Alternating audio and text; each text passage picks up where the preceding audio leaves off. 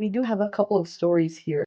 There was a young woman in this village and she married outside of the village. She married into the Saudi royal family, and she ended up coming back to visit her family I think, every couple of years. And she actually brought with her a manara from Al-Ahsa region of Yes. Saudi Arabia. So there are a lot of stories here of people who've left and who've come back, and who've kind of given Al Jazirah Al Hamra a lot of history and a lot of depth. And also, like at the Al Qasmi Foundation, we've been overseeing the site for a couple of years now. And even for me personally, Al Jazirah Al Hamra has a big place in my heart. It's an absolutely beautiful place. There's so much history, there's so much culture, and people don't know that, just a few decades ago, we have this village that at its heyday had up to 5,000, 6,000 people living in a 1.3 kilometer zone or so. Very tight, narrow space. But there is so much, I think, to be appreciated here, from the history to the heritage to the people, to the culture, even to the architecture. And I think that's something that's beautifully captured in this book. And I would absolutely love to see you produce more, maybe sequels to the novel, and maybe also just turn this into yeah, an animation or TV series. We're trying to encourage people to come to Al Jazeera Al Hamra and to really bring it to life through their documentaries and through poetry and other things like that. So I wanted to thank you again for taking the time to publish this book, for coming to Al Jazeera Al Hamra to have your launch for the book as well and do a book reading.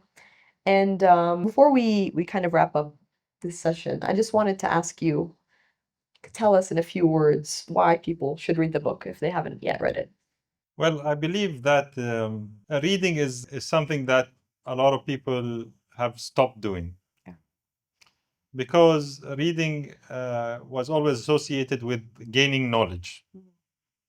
And capturing knowledge now is becoming way faster using social media. So reading is no longer a necessity, it became a luxury. Yeah. But the one thing that continues, and when you read a book, especially a physically printed book, is it's like carrying a friend with you, somebody that you talk to in what you really are. Yeah. It's where you share your true self, Mm. true feelings, Mm. and you live a you live a movie, but in your pace. Yeah. This book, I believe, would definitely expose a lot of people to our culture, Yeah. both Emirati culture, tradition, and a lot of Islamic tradition. So this will definitely make people know us more and know Islam more, Yeah. and how similar it is to their own belief systems. Yeah. Because people don't know how similar we are. Yeah. So that should bring people closer to each other, Mm. bring people closer to Emirati tradition. You will definitely be challenged with your concept of love and your definition of love. And you'll definitely realize that there is no one definition, and it's a very personal experience.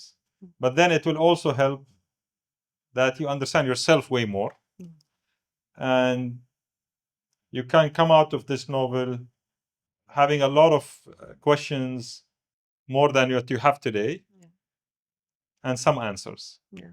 I think actually that's a very good way of putting it. When a book makes you think and ask more questions, that's much more important than giving you answers. And I think it's also an excellent way of challenging people's maybe stereotypes, any generalizations they have about Emirati culture or Arabs or Muslims in general. Just for that reason, this book is an incredible way to make people think about their assumptions and to challenge those. So I wanted to thank you once again for writing this incredible book, for coming here today to share with us your insights. Thank you so much, and have a wonderful rest of the evening. Thank you. Thank you very much.